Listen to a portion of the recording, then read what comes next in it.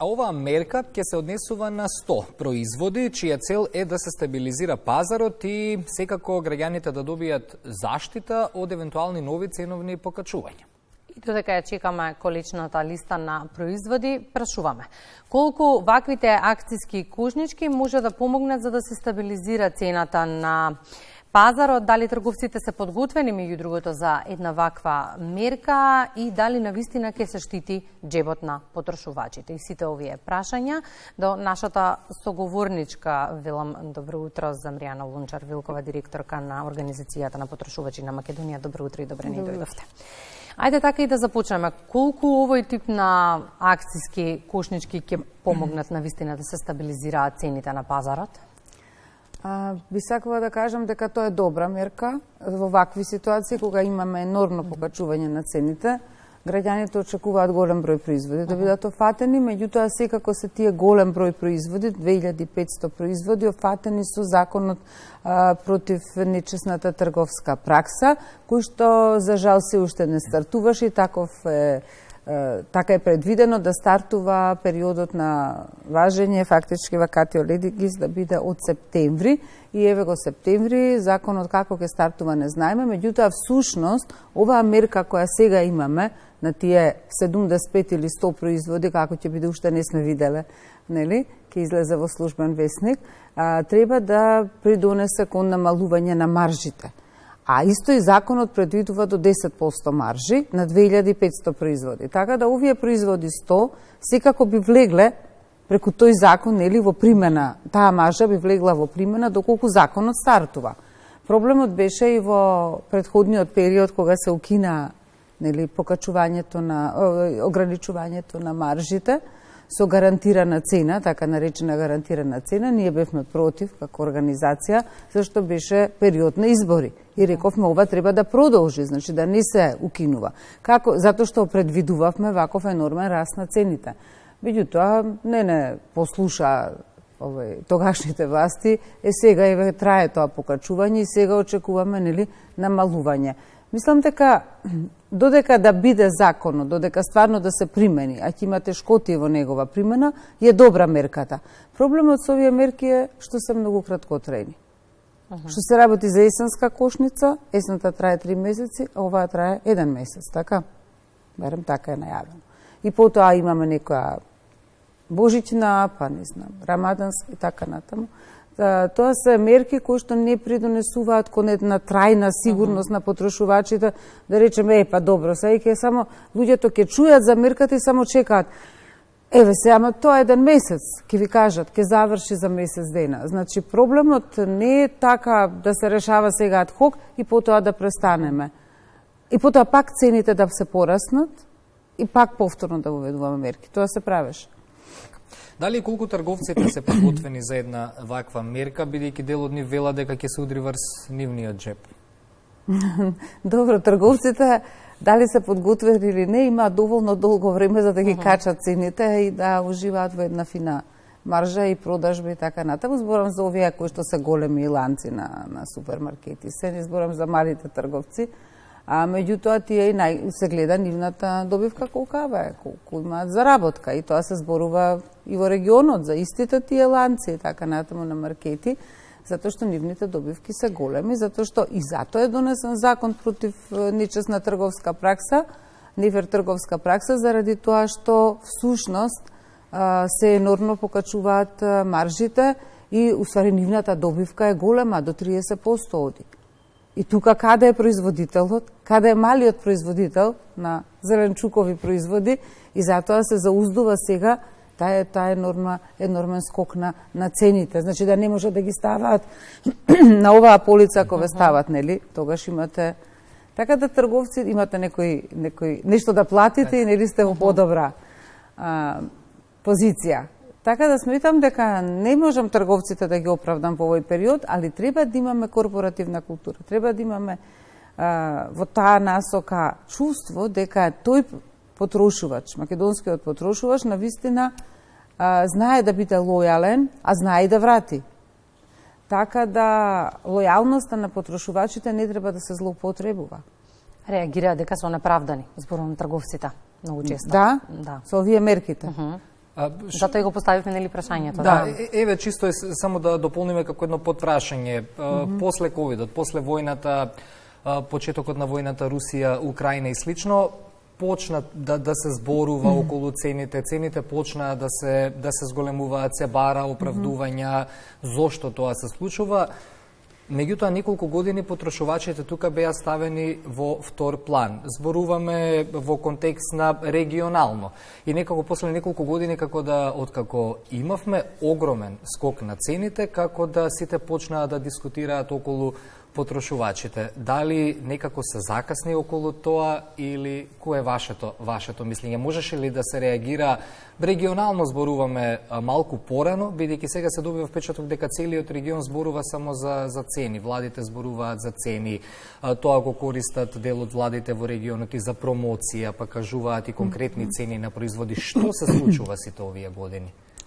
Видите, сите ова го кажавте добар е воведот заради тоа што ни се случуваше да не се повторува, меѓутоа потрошувачите дојдоа во една ситуација да од сите страни буквално се нападнати со ценовни шокови. Ако земете енергетската криза, покачувањето на цените на енергенсите, па потоа имаме оваа криза со пченицата, стално бевме соочени со некакви кризи кои што фактички го намалуваа бенефитот кај потрошувачите, односно го намалуваа нивниот животен стандард. Во исто време платите не растат толку брзо, ниту пензиите, и потрошувачите осиромашеа. И со ковидот исто така и една психолошка и нормално и материјални трошоци и сето она што го следи човекот, навистина придонесе кон тоа да се створи едно незнаење што да се прави во тој период. Владите некако реагира и сите едни со други се копираа, би рекла условно речено, нели една влада, па во регионот зборувам, ќе донесе, па нашава побрзо, па другата побрзо и така натаму мерките. Меѓутоа, всушност тие мерки помогнаа, мораме да кажеме дека помогнаа, значи на некој начин барем сигурноста се врати малце во таа ситуација. И сега нормално навикнати на тие мерки, потрошувачите очекуваат повторно мерки. Меѓутоа, краткотрајноста на мерките е прашање, важноста на законот за нефер трговски пракси е прашање, кога ќе почне да важи, кој ќе го спроведува и колку имаме сила да го навистина ставиме. Оти ние носиме многу закони, сведоци сме, јасно сведок и како правник на многу закони донесени, кои што останале не применети.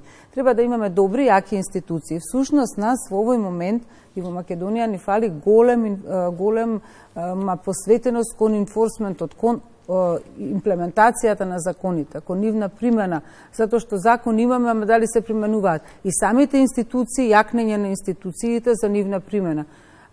Поголеми активности, поголеми акции. Са трговците како ќе го применат, ќе се навикнат, знаат на кој начин. Ајде сега тука да се задржиме на примената на законите. Законот за нефер трговска пракса е на страната на потрошувачот. Повеќе пати се одложуваше неговата примена, но еве 29 го чекаме кога и официјално треба да почне да се применува. Подготвени ли се сите услови за да се примени во пракса и од друга страна кои се оние тешкоти? Во еден сегмент забележав дека споменавте ќе имаме потешкоти во примената, што би можело да биде потешкотија? Видете, законот одамна се спремаше, не за чабе периодот за почеток на важност е 6 месеци. Значи, институцијата која треба да го спроведува овој закон е Комисија за заштита на конкуренцијата. До сега вакви инспекцијски надзори кои треба да се прават, не го правеле, нема толка број на кадар, не е тако видна институција пред се. Веројатно тоа треба да го превземе државниот пазарен инспекторат, кој што инаку спроведува над 130 закони. Треба да се зајакне таа институција, заради тоа што ако веќе имаме насоки дека тие ќе го спроведуваат, се уште во јавноста и не се зборува и не се прашува и не се знае кој навистина ќе го спроведува законот. И тука е мојата дилема и како правник и како човек кој работи во оваа област заради заштита на потрошувачите, навистина каква ќе биде заштитата, колку брзо ќе допра до утврдувањето на одредени договарања, нели злоупотреба на монополска позиција и така натаму, или пак одредени проблеми со цените кои што ќе бидат направени, како обичниот потрошувач не може да детектира дека маржата е 10%. Може да предпоставува и да јави. И каде ќе јавуваат ако предпоставуваат, и потоа треба да јава дека енормно е покачувањето била толку цената во овој период, со 10% маржи одеднашка се качила цената, иако се качи кај сите трговски ланци. Значи, треба добро да се работи на примена на овој закон, значи да се разговара и уште еден закон кој што ни стои на неприменет, ја фактички дел е во закон за потрошувачи, дел е во закон за парнична постапка, колективната тужба заради злоупотреба на и монополско и однесување или доминантна позиција или заради злоупотреба на кршење на правата на потрошувачите воопшто во многу области, од кои нечесна пазарна пракса сега, која што се однесува на потрошувачите директно, а овде се однесува на трговците, всушност оваа пракса, нечесната трговска пракса, слични се одредбите на овие две директиви, ама таргетната група е друга. Овде се потрошувачи, тоа е во закон за потрошувачи, овде се трговци, ама фактички ги штитат производителите, добавувачите од трговците од енормно зголемување на цената, набавната цена со продажната. Еве го 29, ќе видиме. Да. Кажавме добредојдени се потрошувачките кошнички за потрошувачите. Меѓутоа констатиравме дека сето ова е како краткотрајна мерка. Не можеме да ги гледаме како долгорочни. Е сега и во контекста кампањата што ја реализирате, следствено на тоа, бидејќи краткорочни се мерките, тоа представува и дополнителен стрес, не само олеснување кај граѓаните, бидејќи не знаат што да очекуваат. Како да постигнеме колективна заштита на потрошувачите?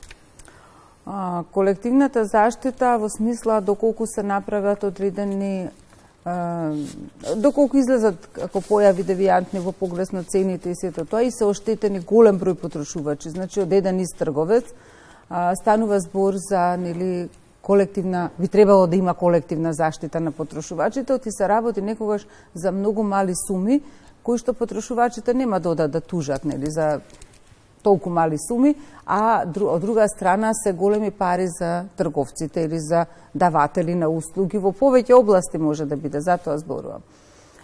И во таа насока е многу битно овој закон да профункционира, заради тоа што имаме такви ситуации каде што сега, да речеме, не можеме да поведеме судска постапка за колективна заштита на потрошувачите, затоа што колективната тужба не е препознаена во Законот за парничната постапка. И вие имате тука една голема дупка, нерешеност во овој проблем.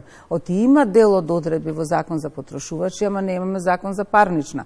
Значи, фактички, не можете судската постапка да ја водите на тој начин. Имаме други можности, имаме други основи во Законот, меѓутоа, како со парничари, како, групна тужба, меѓутоа трошокот и за фирмата тогаш е многу поголем. Ако ја нема колективната заштита и колективната тужба, тогаш таа треба добро да се разработи. Тука е исто врзана со нова директива која треба да се примени сега и која што се од најновите, која што се однесува на представнички тужби или представнички акции или колективна заштита, но која што е како посебен закон донесена во земјите, значи на Европска унија, обично се посебните закони, најчесто во целото обкружување. Имам сознание сега и Црна Гора работи на тој закон, Хрватска го донеси, така натаму Бугарија исто така го носи. Мислам дека тоа обкружување, ако зборуваме, Грција исто посебен, ги следиме ние тие појави и мораме и тоа да го направиме. И тука сега има два вида ингеренција, од Министерство за правда, од Министерство за економија. И тука зборуваме, сега се враќаме за институциите.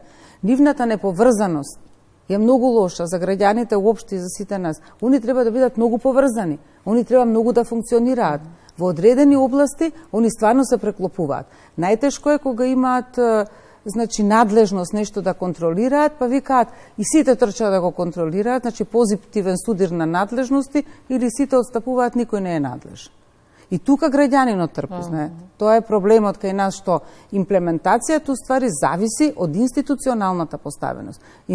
Значи закони, да, институциите не треба да ги заборавиме, државните институции, државните инспекторати. Значи, еве сега имавме некоја акција од Агенцијата за храна и со поздравување, меѓутоа стално треба да има поврзаности и соработка и комуникација со граѓаните. Многу е слаба комуникацијата со граѓаните. Стануваат од друга страна ли граѓаните свесни за своите права како потрошувачи и ги бараат ли истите? Колку пријави, зашто најмногу има до организацијата на потрошувачи и можеме ли да направиме еве споредба 2023 и 2024?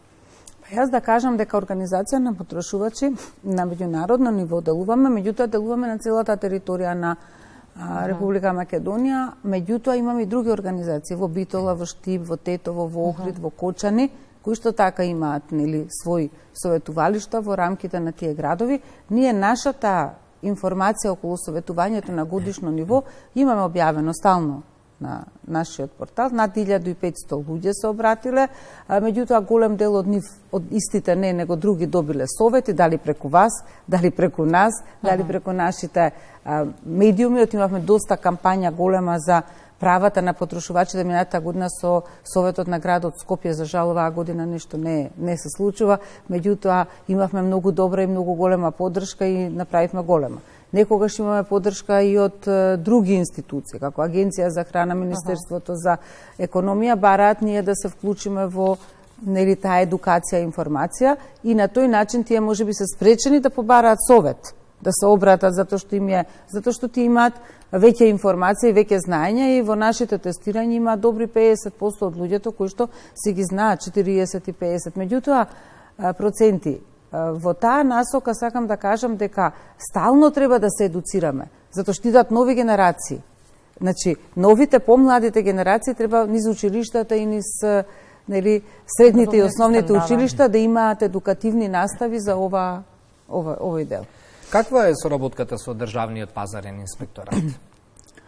Добра, соработката со пазарен инспекторат оди, меѓутоа некогаш наидуваме на потешко одговарање на некои проблеми кога имаат потрошувачите, па тогаш повтор пат реагираме со доставување на нашите барања да им се одговори на потрошувачите на одредени прашања, барања. Фактички Државниот пазарен инспекторат, еве ако земете, во сите области е надлежен и мораме да имаме добра соработка со нив, затоа што и тие имаат надлежности такви, да проверат од гаранција до гарантен лист дали остварени правата, дали се продава роба со поминат рок во маркетите, тоа е веќе инспекторатот за храна, меѓутоа дали се продава одредени оштетени производи или дали, например, е добро означена распродажбата, односно знаеме акцијската продажба и слично. Сега ќе биде надлежен веројатно за цените на овие производи и секако еве да спомнам и за туристичките агенции, односно за туризмот кога се работи за туристичките патувања и да не спомнам еден друг, над 130 закони повеќе имаат во надлежност. Имаме уште прашање, но времето е тоа, па би завршила еве со уште една информација која ќе биде корисна за нашите гледачи. На што да внимаваат во престојниот период? Вие сте отворени, се разбира, за соработка и комуникација, но на што тие да бидат внимателни? Видете, би требало да имаат доста внимание посветено на тоа што купуваат, затоа што сега во светот многу се зборува и за фрлање на храна. Се што е скапо, се што е непотребно, значи, они така преферираат одреден вид на храна и не менуваат многу навики, особено возрастните, на некоја моја возраст, меѓутоа сепак и пробуваат и нови производи. Секогаш да внимаваат дали се цените на ист производ исти во сите маркети. Може да се деси да се различни, нормално за различни конкурентност имаме, меѓутоа треба да внимаваат на цената и на тоа кога е рокот на производот. За прехранбени производи кога се станува збор, значи до кога е рокот, кога треба да се употребува, како треба. Кога се работи за друг вид на производи, еве облека, обувки, треба добро да ги прегледаат пред да ги купат и да видат кои се нивни права во поглед на рекламацијата, значи имаат право да ги рекламираат и во одреден период ако има недостаток, значи да реагираат до купецот, мора да има гаранција за секој производ 2 години. И сосема накусо за крај, во интерес на времето, околу мерките кои што се носат околу кошничките години и години назад. Кој е ставот на потрошувачите, дали треба малку порано да се реагира околу тоа или сега за сега добро одат тие постапки и навремено се носат? Ние секогаш викавме вчера требаше да се донесе. Значи, Кога ќе праша дали одма веднаш вчера, значи закасна тоа е секогаш реагирањето со кошниците. Иако се калкулира колку ќе се оштетат трговците, колку потрошувачите, се знае на кого паѓа товарот, најголемиот товар паѓа на потрошувачите. И очекуваме листата, пак ќе дискутираме во периодот дали се почитуваат правилата на игра. Благодарам многу за гостувањето во Македонија наутро. Благодариме многу. Тука ќе ја заокружиме ние оваа тема. Секако по 8 часот нови теми и нови гости во студиото на Македонија наутро, но ги имаме и вестите во 8 и во 9 часот.